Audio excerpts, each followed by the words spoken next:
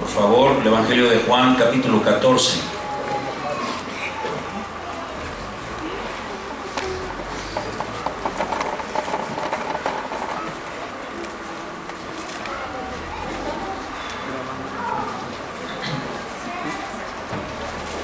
El Evangelio de Juan, capítulo 14, ya lo tienen.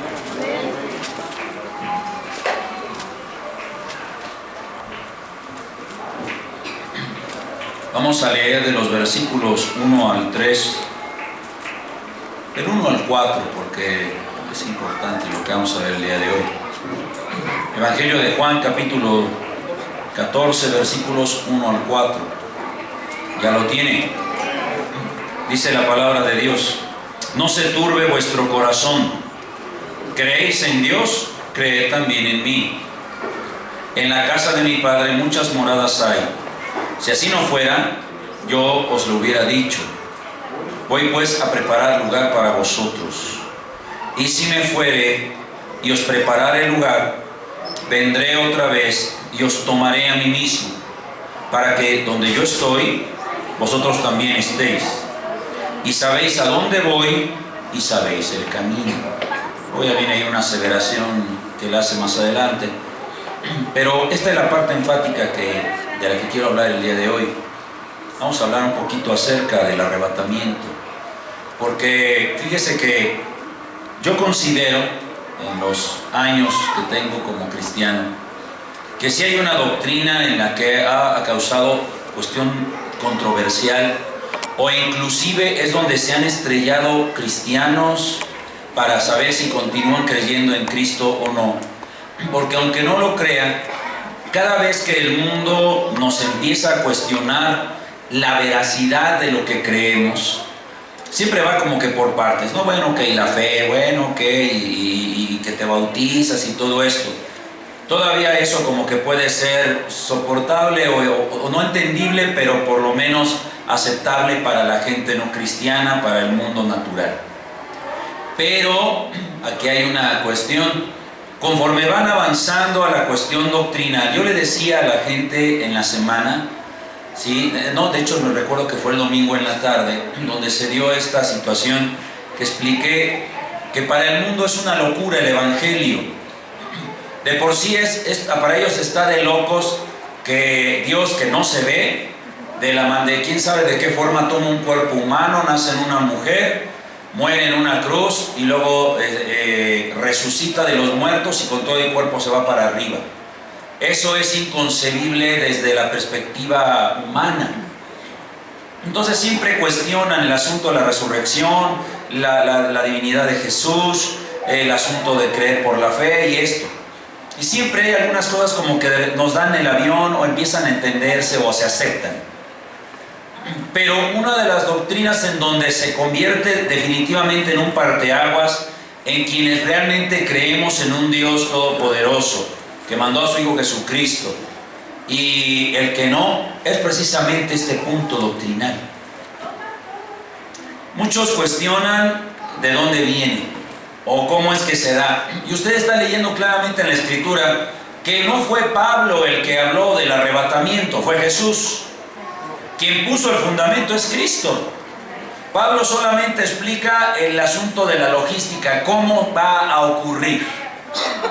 Pero quien habló del arrebatamiento es Jesús. Aquí mismo lo está diciendo. Y mire, si le damos el énfasis a la lectura como debe de estar, nos vamos a topar con que Jesús está poniendo como garantía de que Él es Dios. Chíquese esto. Jesús está poniendo como garantía de que es Dios el hecho de que regrese por los suyos. Mire, dice: no se turbe vuestro corazón, ¿creen en Dios? Entonces los discípulos, pues claro, no lo viniste a mostrar, bueno, crean también en mí. Entonces está equiparándose al asunto de que Jesús es Dios. Dice: en la casa de mi Padre muchas moradas hay. Si así no fuera, él dice, yo ya se los hubiera dicho, ¿para qué perdemos el tiempo? Voy pues a preparar lugar para ustedes. Ahí está. Si es que me voy, vamos a decir esto, si yo muero y se acabó, pues ya, una doctrina más, un hombre más. Pero si yo me voy, está poniendo un fundamento de prueba. Si yo me voy y les preparo lugar, si de veras voy a hacer eso, si de veras ocurre, si de veras tengo el poder para hacerlo, entonces, ¿qué dice? Vendré otra vez y os tomaré a mí mismo. Repito, ¿quién habló del arrebatamiento? ¿Quién lo dijo? Jesús. No fue Pablo. Pablo solo lo describió, pero siempre dice, no, es que los cristianos tienen esta doctrina, es que Pablo, no, usted está leyendo claramente, es Jesús quien lo está diciendo. Y de hecho ya lo había dicho con anterioridad, pero él está especificando para quién es esto. Estoy echando solo fundamento escritural. Y si me fuere, y os prepararé el lugar, vendré otra vez, y os tomaré a mí mismo, para que donde yo estoy, ustedes también estén. Y él dice, y saben a dónde voy, y saben el camino. Saben a dónde voy, y ustedes ya saben el camino para llegar a ese mismo lugar. Está hablando de sí mismo. Mire qué interesante está esto, porque aquí Jesús, vuelvo a reiterar, está indicando una prueba indubitable de que es Dios. Dice, y si de veras soy Dios, esto va a ocurrir. Así que la garantía que tenemos los creyentes de que Jesucristo es Dios, no solo es la sobrenaturalidad de Jesús en la tierra a través de su iglesia, es el hecho de que tenemos la certeza de que Él va a regresar por nosotros. Si usted no tiene esa certeza, miren, lo que le voy a decir es fuerte. Si usted no tiene la certeza de que Él va a regresar, si usted como creyente en Cristo tiene un indicio de duda de que Él va a volver, déjeme decirle que lo está ofendiendo porque no está creyendo que Él es Dios, conforme a este texto. Esto es muy claro. ¿Qué es el arrebatamiento entonces? Ya vimos que el preámbulo para que Jesús regrese por los suyos es que las cosas estén horribles, llamadas a la luz de la Escritura principio de dolores, como es en Mateo 24, o como lo dice de alguna manera proféticamente Pablo en Gálatas 1:4, el presente siglo malo, cuyo pensamiento, que ya lo vimos, está estipulado en Isaías 5:20, este tiempo tiene la operatividad conforme a Isaías 5:20 y 2 Tesalonicenses 2:4, es decir, que a lo bueno se le llamaría malo y a lo malo se le va a llamar bueno.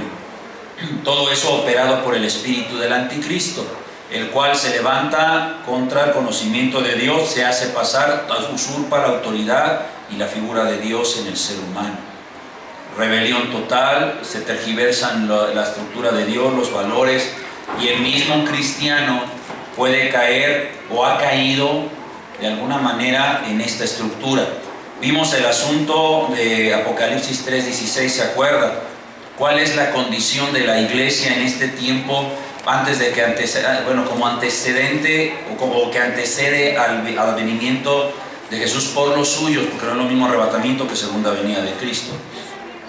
Y ya lo vimos, la iglesia va a estar operando de manera mediocre y fría. Va a andar rayando entre brincar de un lado a otro y se llama tibieza. Pero antes de que venga el Señor Jesús, yo ya le expliqué, obviamente para poder reconocer a los que son suyos, va a venir un gran avivamiento, ¿sí? La iglesia tiene que llegar al árbol frondoso, según lo que le expliqué ya, según la corriente la corriente en eclesiología del árbol, que es un árbol frondoso que recupera todo su fruto, su poder, su fuerza, y cuando está en plenitud, como cuando la iglesia primitiva se inauguró, es cuando Él viene por los suyos. Y usted y yo debemos de estar apercibidos a eso. Y entonces se va a dar este advenimiento tan peculiar. Vamos a 1 Tesalonicenses 4, por favor. Vamos a ver el aspecto de la logística, tal y como lo describe Pablo. 1 Tesalonicenses 4, versículo 13, ¿ya lo tiene? Dice la Escritura: tampoco queremos, hermanos, que ignoréis acerca de los que duermen. Aquí de dormir habla de los que están muertos físicamente. Está hablando de duermen, significa los que están muertos en Cristo. Eso es lo que significa a la luz del Nuevo Testamento. Cuando se habla de dormidos, se está hablando de cristianos muertos físicamente. ¿Por qué duermen? Porque van a ser despertados a resurrección de vida cuando el Señor venga por los suyos. Dice, para que no se entristezcan como los otros que no tienen esperanza. Porque si creemos que Jesús murió y resucitó, chéquense cómo él, de alguna manera Pablo está refiriendo a lo que Jesús dijo en Juan 14. Dice, porque si creemos que Jesús murió y resucitó, dice, así también traerá Dios con Jesús a los que durmieron en él. Por lo cual les decimos esto, ¿en qué? En palabra del Señor. ¿Por qué Pablo aquí habla de un asunto profético cuando Jesús ya lo había mencionado? Eso es solo un aspecto netamente de la profecía. La profecía jamás va a contradecir lo que la Escritura o lo que el Señor dijo. Es más, la profecía lo que hace es reiterar lo que la Escritura dice, para evidenciar el corazón, para enderezar las cosas, Pablo lo menciona muy claro en 1 Corintios, ¿sí? Que la palabra profética es para edificación, exhortación y consolación. Entonces, aquí dice, en palabra del Señor, que nosotros, los que vivimos, que habremos quedado hasta la venida del Señor, no precederemos a los que murieron en él. Porque el Señor mismo, con voz de mando, con voz de arcángel y con trompeta de Dios, ahí está hablando de toda la logística que lleva, mire, el mismo Señor con voz de mando, con voz de arcángel, es decir, sobrenatural, con trompeta de Dios muy fuerte, descenderá del cielo, y los muertos en Cristo resucitarán primero. Luego nosotros, los que vivimos, los que hayamos quedado, seremos arrebatados juntamente con ellos en las nubes para recibir al Señor en el aire, y así estaremos siempre con el Señor. Por lo tanto, aliéntense unos a otros con estas palabras, dice Pablo. La palabra arrebatar en el original es una palabra muy chistosa, muy curiosa, es harpazo. Y si usted checa un diccionario griego, se va a topar con que harpazo significa jalar algo violentamente, es lo que significa literalmente. Si yo tengo aquí, puedo tener aquí, no sé, se me ocurre un candado, y yo digo, ese candado es mío y ahí lo dejo. Ahí está el candado. Pero yo tengo prisa o tengo alguna premura, lo tomo rápido. Ese movimiento es harpazo. ¿Sí? Paso y lo tomo porque yo tengo cosas todavía que hacer, pero ya no es el lugar donde debe de estar. ¿Sí me está entendiendo? Eso es lo que significa la palabra arrebatar en el griego. Por eso es que la Escritura dice claramente que va a ser en un abrir y cerrar de ojos. No se va cuando menos se dé uno cuenta, ¿sí? Si ya ocurrió y usted lo ve aquí, ¿sabe qué? Que Dios lo haga reconfesar. Porque hay una serie de circunstancias que usted y yo tenemos que ver. Vamos a Mateo 24, versículo 40. Mateo 24, versículo 40.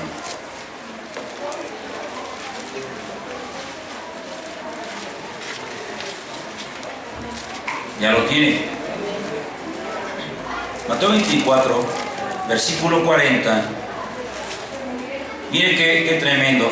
El presente siglo malo, y luego viene el asunto del arrebatamiento en ese orden. Desde el versículo 36 dice: pero el del día y la hora nadie sabe, ni aun los ángeles de los cielos, sino solo mi Padre. Mas como en los días de Noé, así será la venida del Hijo del Hombre. Porque como en los días antes del diluvio, ¿qué estaban haciendo? Comiendo, bebiendo, casándose y dando en casamiento, hasta el día en que Noé entró en el arca. Y no entendieron hasta que vino el diluvio y se los llevó a todos. Así será también la venida del Hijo del Hombre. Y luego viene por Jesús mismo. Mire, Jesús en Juan 14 dice para quiénes son. Pablo en 1 Tesalonicenses 4 dice cómo va a ocurrir. Pero Jesús indica claramente aquí en qué condiciones se va a dar. El presente siglo malo, como en los días de Noé. Pero luego viene algo interesante, versículo 40. Entonces estarán, ¿qué dice? Dos en el campo. Uno será tomado y otro será dejado. Dos mujeres estarán moliendo en un molino. Una será tomada y la otra será dejada. Velen pues, porque no saben a qué hora ha de venir vuestro Señor. Qué interesante. ¿Por qué no? Porque si se supone que, vamos a verlo así, sería muy extenso especificarlo, pero si dice que 2 estarán en el campo, van a estar trabajando, ¿sí me está escuchando? Los 2 van a estar en el mismo lugar, todo va a ser así. Dice, pero uno va a ser llevado y el otro. Por eso le digo, si el arrebatamiento ocurriera en un culto, solo Dios sabe cuántos se van.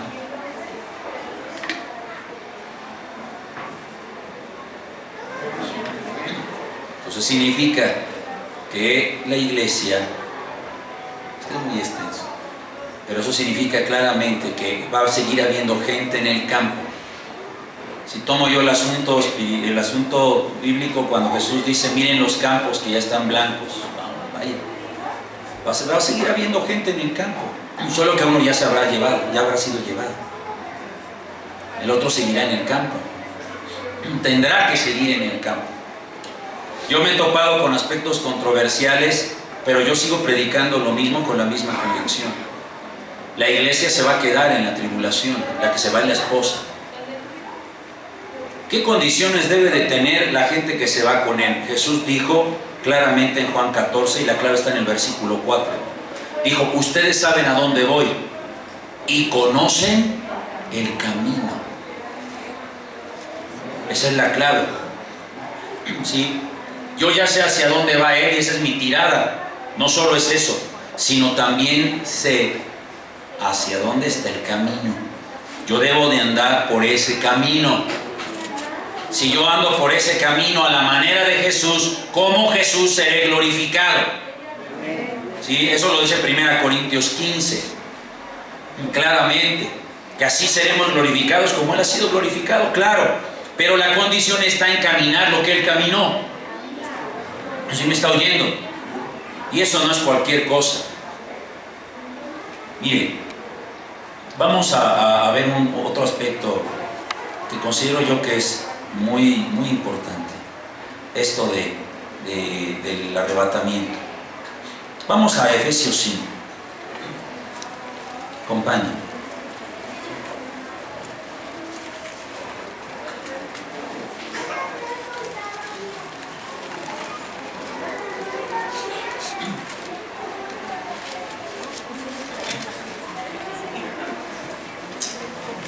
Tiene el versículo 25 de Efesios 5. Obviamente aquí Jesús está hablando de una analogía, pero de ahí surge este aspecto. Voy a recapitular todo lo que estamos viendo. Estábamos viendo en Marcos estamos viendo en Marcos lo que va a ocurrir en un sentido literal. Uno será tomado y otro será dejado. Vimos en Juan 14 a quienes está dirigido el arrebatamiento, el cómo. ¿Sí? Ya vimos en 1 Tesalonicenses la logística de lo que va a ocurrir. Y ahora en Efesios 5, versículo 25, ¿sí? al 27, dice qué características tiene aquella esposa que se va a ir con él. Así que como la iglesia está sujeta a Cristo, así también las casadas lo estén a sus maridos en todo. Maridos, amen a sus mujeres como ¿qué? Como Cristo amó a la iglesia y se entregó a sí mismo por ella. ¿Para qué Jesús murió por la iglesia? Para santificarla, habiéndola purificado en el lavamiento del agua por la palabra, a fin de presentársela a sí mismo, el arrebatamiento. ¿Sí? Una iglesia ¿qué? Gloriosa, que no tuviese mancha ni arruga ni cosa semejante, sino que fuese ¿qué? Santa y sin mancha. Esta es la condición. Una iglesia gloriosa que no tuviera mancha ni arruga. Y esto nos pone en un aprieto, amada iglesia. Y yo me pongo a temblar, se lo tengo que decir, porque eso hasta yo mismo estoy en ese colador. Una cosa es que usted crea que se va en el arrebatamiento y otra cosa es que se vaya a ir. No, pastor, yo estoy convencido de que me voy con el Señor. No doy una en mi relación matrimonial, pero yo soy salvo. ¿No? No, pastor, yo sí me voy con el Señor. No, en cuanto oiga la trompeta, arrojo el cigarro.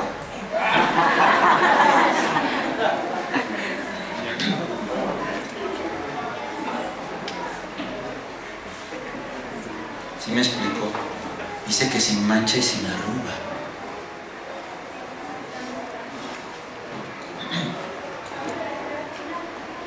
Imagínense, viene el arrebatamiento y lo agarra usted frente al televisor.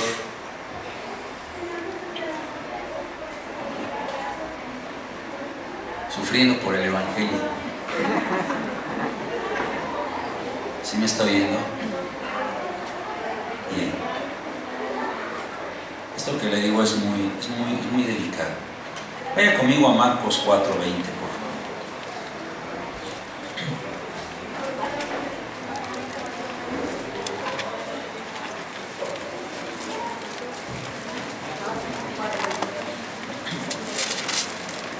Ya lo tiene.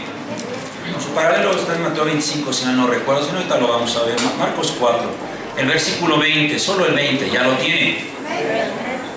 Dice la Escritura, y estos son los que fueron sembrados en buena tierra. Está hablando del asunto de la parábola de la tierra, ¿se acuerda? De las semillas. Y solamente una dio buen fruto, ¿verdad? Solo una. Ay, porque hubo una cayó junto al camino, otra espinos y cardos, ya lo saben, ¿no?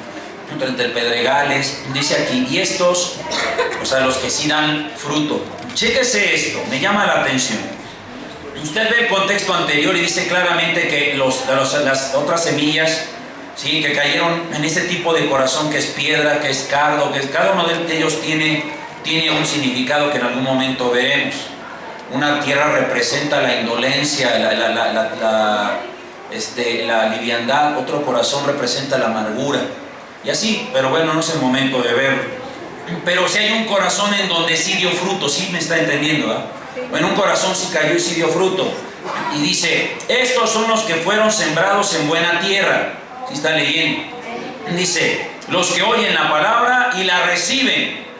Y digo, gloria a Dios. Pero lea la última frase, dice, ¿y dan fruto a qué?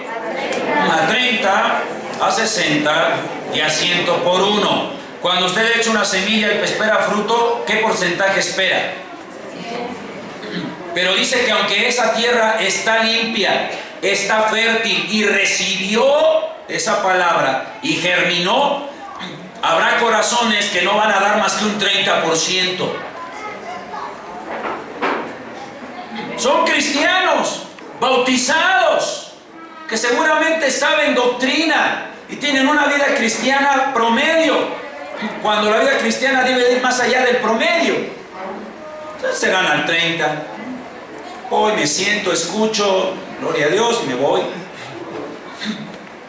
Practicaré algo en la semana de lo que recuerde del domingo. Luego dice que otros al 60, que se esfuerzan un poquito más. Tal vez están sirviendo, tal vez procuran hacer las cosas mejor, pero aún no han cumplido el propósito de Dios en su vida. Va muy lento el crecimiento, porque hay buena tierra, sí, pero está lento el crecimiento. Y dice que otros al 100. ¿En qué categoría cree que se encuentren los que no tienen mancha ni arruga? Ahora, ¿usted en cuál de los tres está? Y después de preguntarle eso, le añado, entonces ya está seguro que sí se va en el arrebatamiento.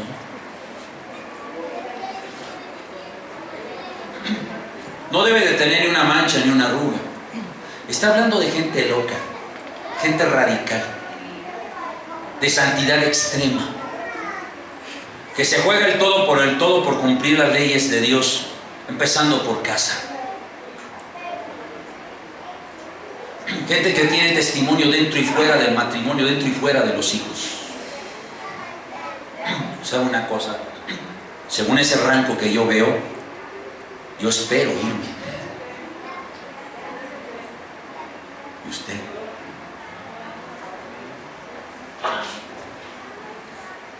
Si usted no está aspirando a este parámetro que le estoy exponiendo en la palabra, vaya haciendo como los paganos, perdónenme la expresión, sus provisiones. Vaya juntando latas, vaya haciendo todo, vaya adquiriendo tarjetas de crédito para que cuando venga la tribulación aguante lo más que pueda antes de que vayan y pidan su cabeza. Ahora que se dio lo del 2012, hubo muchas sectas religiosas que empezaron a hacer búnkers, empezaron a juntar comida y todo este tipo de situaciones. Y muchos cristianos decían, ay, pues es obvio que no se va a acabar. Pero si usted no aspira a entrar a ese cuadro, al cuadro de honor de la esposa, ¿sabe qué? Vaya haciendo fila con ellos, porque es lo que le espera.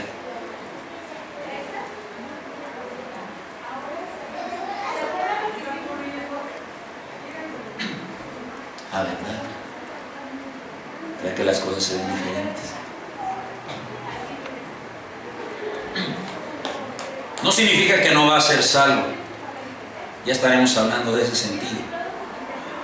Pero yo le insisto, yo sigo predicando de eso, aunque el mundo me llame loco. Porque ya le dije, todo, miren, nos pueden aguantar todo, pero en cuanto se topan con la doctrina del arrebatamiento, ya es el colmo. Puedo creer que un extraterrestre se haga humano y regrese allá. Puedo creer que tú de loco creas en lo que no se ve y que el poder de la mente haga que las cosas ocurran, dice. Pero eso de que te estás preparando para que te lleve un ovni si es que llega, estás pero si bien orate, hermano.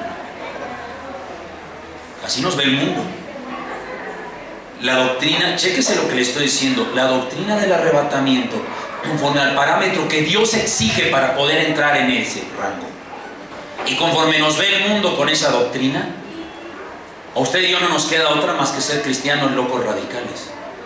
Y poner en orden lo que tengamos que poner en orden. No tenemos otra opción. Si es que usted y yo aspiramos a irnos con Cristo cuando venga por nosotros.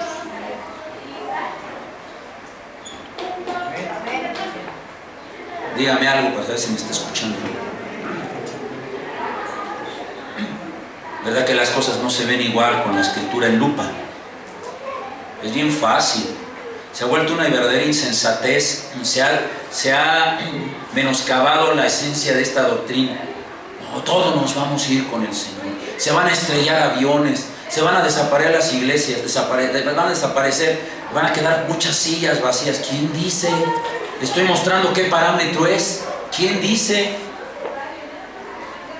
Además va a estar el culto y va a seguir el culto. Y fulano creo que fue al baño. ¿Y usted?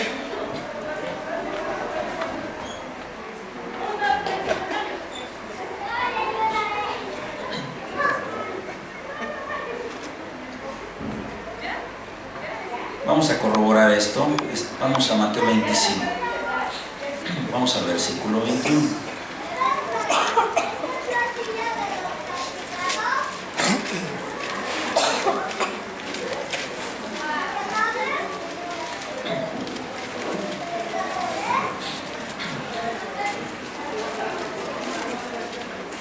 ¿Ya lo tiene? Mateo 25, el 21 dice, está hablando del asunto de la parábola de los talentos, ¿verdad? Dice, y su Señor le dijo, bien, buen siervo, y sobre poco has sido fiel, sobre mucho te pondré. Entra en el gozo de tu Señor. Y el 23 dice igual. Su Señor le dijo, bien, buen siervo y fiel, sobre poco has sido fiel, sobre mucho te pondré. Entra en el gozo de tu Señor. Porque yo ya se lo dije a la iglesia, creo que solo entre semanas, y no se lo vuelvo a recordar, amada iglesia. Dios no premia la obediencia. Pastor, ¿qué está diciendo? Si se persina le impongo manos. Dios no premia la obediencia, no tiene por qué. ¿A poco usted le dice a su hijo, muy bien hijo, qué bueno que fuiste a la escuela? Ay, bravo, bravo, gracias por, qué bueno eres, gracias por darme el gasto, viejo. ¿A poco sí? O no se entiende que eso es una obligación. Dios no premia la obediencia, premia la fidelidad. Y la diferencia entre obediencia y fidelidad es que la fidelidad tiene que ver con una obediencia constante. La obediencia, si usted viene un día y llega temprano y hace lo que tenga que hacer, si hace todo un día lo que le dijeron que hiciera, si solo lo hizo un día, puede ser, esa fue una reacción de obediencia, pero no significa que sea obediencia. Si usted lo hizo durante una semana, ya son indicios de obediencia. Si lo hizo durante más de un mes, puede decirse que ya es una obediencia consolidada. Si usted le hizo más de 2 meses, entonces 60 días, estamos hablando de una obediencia, ya se consolidó la obediencia como un hábito, tiene un hábito de obediencia. Si usted lo hizo durante 1 año, entonces su obediencia se convierte en fidelidad. Si usted cree que porque da el diezmo un domingo y 5 no, con todo respeto, ¿sí? Eso no significa que usted obedezca. El día que no lo entrega, la Biblia le llama ladrón. No yo, la Biblia. Entonces, a la luz de la Biblia, ¿qué es lo que Dios llama a alguien fiel? ¿Por qué cree que de David dijo, él es un hombre conforme a mi corazón? Porque David fue obediente desde niño y le creyó desde niño. ¿Sí? Así que cuando lo ungió como rey, usted dirá, es que ¿cómo ungió a un niño? Ay, pues es que era un niño. No, por absurdo, mire, no tengo tiempo de hablarle de esto. Pero David, aunque era un niño y lo ungieron, Dios lo ungió porque sabía que había en su corazón, y aunque, por increíble que parezca, aunque fuera niño, ya había dado muestra toda su niñez de que creía en el Dios Todopoderoso. Él no iba a ungir a cualquiera. Ungió a Saúl porque el pueblo exigía un rey, y fue el menos malo que vio. Y dijo, bueno, el rey yo soy tu rey, porque era un gobierno teocrático. No, Señor, mira, es que como las demandas, bueno, que quiere roña para rascarte y te va. Se la dio. David era un hombre conforme a su corazón porque era un corazón fiel. La fidelidad es producto de la obediencia. Y la obediencia es producto de la fe. Y la fe es producto de haber nacido de nuevo. Si usted no le cree a Dios, le regala un folleto de las 4 leyes espirituales. Tiene que empezar por aceptar a Cristo para que empiece por eso. Para que pueda creerle. Si usted, siendo un creyente en Cristo, hay cosas en las que a Dios no le cree, déjeme decirle, lo esperan los siguientes bautizos. Y obviamente, con todo amor se lo digo, está muy lejos de ser esposa. Muy lejos. Usted dirá, ¿qué ánimo me da, pastor? Yo digo que estoy muy lejos. Jesús ya nos dijo cuál es la puerta. Solo sea fiel. Amén. Solo sea fiel. ¿Qué implica la fidelidad? Una obediencia constante. Si Dios me dice en la Escritura, ama a tu esposa como quieres ser amada, ¿sí? Respeta a tu marido. Si dice hijos, dice sujétense a sus padres. Padres, no exasperen a sus hijos. Entrando en esa línea. ¿Sí? Honra al Señor con tus bienes y con las primicias de todos tus frutos, y serán llenos tus lagares con abundancia. Cosas básicas. Por eso es que dice ahí el Señor de la viña: bien hecho, buen siervo y fiel, en lo poco has sido fiel, en mucho te pondré. En lo poco, porque dígame qué clase de esfuerzo necesita. Solo necesita orar, darse un tiempo para leer la Biblia, para practicarla con los que tiene cercanos. ¿Sí me está oyendo? Porque ya sabe, ahora el mundo le llama paternidad a lo que no es, le llama matrimonio a lo que no es. Cristianos que entran por esa puerta, igual que los de afuera, empiezan juntándose y luego se casan.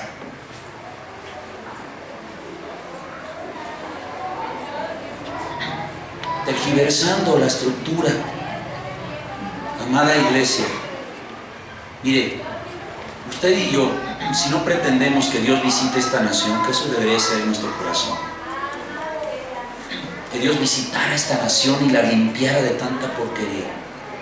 ¿Sabe cómo lo hace? Dice, ahí está, ahí vamos allá, 2 Corintios 4, acompáñenme.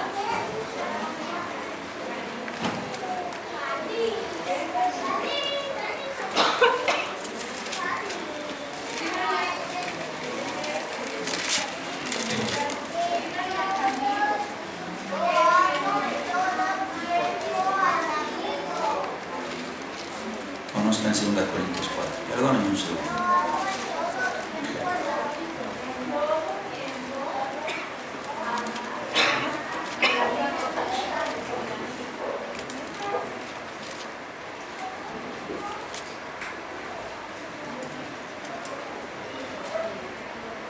Saco mejor el acordeón grande. Vamos a 2 Corintios. Enseguida le doy la cita. Pablo dice claramente: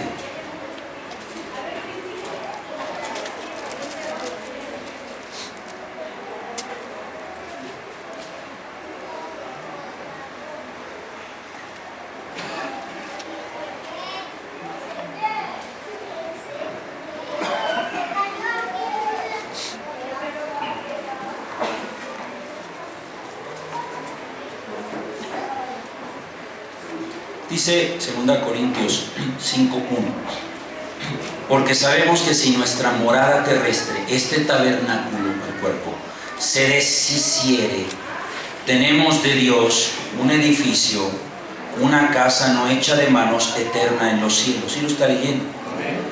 Y por eso también gemimos, deseando ser ¿qué? Revestidos de aquella nuestra habitación celestial, pues así seremos hallados vestidos y no desnudos. Porque asimismo los que estamos en este tabernáculo gemimos con angustia, porque no quisiéramos ser desnudados sino revestidos, para que lo mortal sea absorbido por la vida. Mas el que nos hizo para esto mismo es Dios, quien nos ha dado ¿qué? Las arras del Espíritu. Lo que está diciendo aquí Pablo es que ¿cómo sé que yo estoy en un nivel de obediencia loca, extrema, radical? Que yo estoy gimiendo todo el tiempo para ser salvo. Que si yo sé que tengo en la cabeza, no te va a tener miedo, se llama convicción. Porque no ando bien derechito, porque donde me equivoque y me vaya a morir me voy al infierno. No, esa no es la mentalidad del Espíritu Santo. Se refiere al hecho de decir, no, yo ando derechito porque yo sí quiero verlo cara a cara, no anhelo otra cosa. La motivación es diferente. Ese es el asunto. Dice, yo gimo para que sea revestido. Entonces, si estoy gimiendo es porque ando a las vivas, con una obediencia que implica fidelidad, para decir, en cuanto yo oiga la trompeta, ya brinque a la eternidad. Locos extremos. ¿Me está oyendo? Locos extremos. Voltea ahí con 2 o 3 y diles, hay que volvernos locos extremos. Voltea ahí. Necesitamos ser locos extremos. Y dile, igual, contéstale tú al otro, igual. Locos extremos. Locos extremos. Esto a mí me deja pensando de verdad. Déjeme leerle otra parte escritural. Dice la Escritura, 2 Corintios 5, ahí mismo, el 5, versículo 17. Vaya ahí.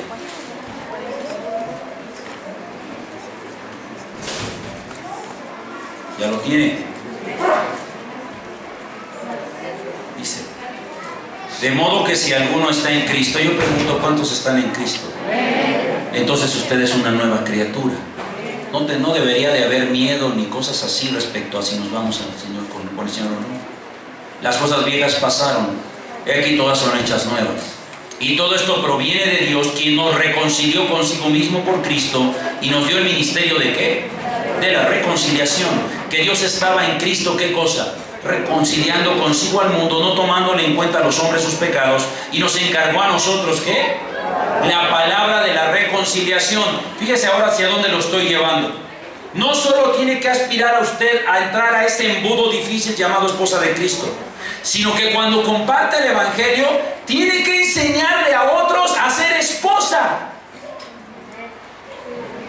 Quiero retomar algo que le dije al principio de lo que hemos estado hablando estos domingos. Esa era la mentalidad de la iglesia primitiva. ¿Sí? La mentalidad de la iglesia primitiva y después lo que fue el credo de los apóstoles, todo, es que la mentalidad era que fueran esposa. Ya le dije que durante el primer siglo el saludo entre cristianos era Maranata. Si Cristo viene, estamos preparados, sí, allá nos vemos, sí. La mentalidad de la iglesia primitiva es que no se veía como iglesia. Ellos entendían que el término iglesia era aquí abajito, terrenalmente, para que otros supieran de que Cristo era el Señor. Ese, iglesia, eclesia, asamblea. Vamos a juntarnos, vamos a adorar al Señor, vamos a salir a las calles, vamos a decirle a la gente que Cristo es real. El término iglesia es un término terrenal.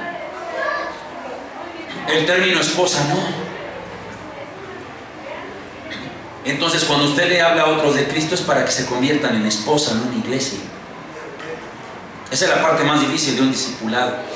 Porque enseñarles a congregarse, mire, si de por sí es difícil para usted, perdóneme, congregarse regularmente, enseñarle a otro eso es difícil. Pero una vez que se congrega no lo es todo. Tiene que buscar del Señor, tiene que buscar su propósito personal en Cristo. No hay nada más patético en la historia que una iglesia que ha sido despojada de su gloria por haberse distraído con la vista hacia abajo.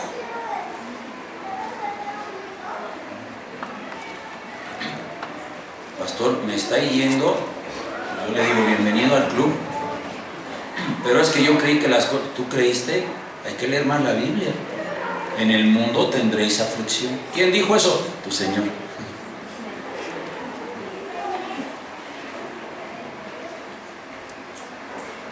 Mire qué tremendo usted.